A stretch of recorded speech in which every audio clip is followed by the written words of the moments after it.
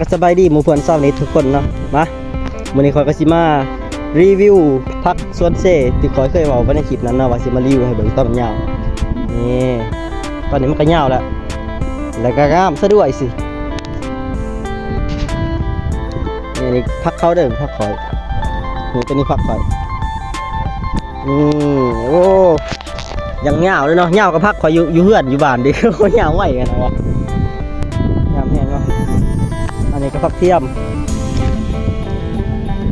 ก็งามนี่ผักตัวนี้ก็งามดินี่ผักสตูนโอ้ผักเทียมเรางามอะไรวะว้าตัวคำว่าบัวผักเทียมงามเนาะบัวเสกเป็นเสกเนี่ยเป็นดูตาเปล่านี่งามกว่ามีกล่องยังงามไปแล้วบรรยากาศที่เสกเก่าโอ้ผักของเราดีมั้ยแตกต่างจากผักคอยขนาดนี่จะมารีวิวให้เบิ่งตอนที่คอยปลูกกันแหละผักเราว่าสิมารีวิว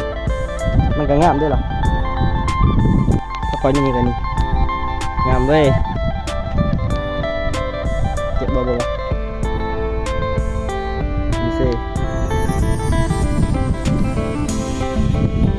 เซ่ท่านี้เขาก็ปลูกไร่อย่างแต่ว่าผักหอมปลอมเนี่ยบ่อยากเป็นผักหอมปลอมไปว่าคือมันหยอบมันแยบแท้นี่ก็งามฮดเขากำลังฮด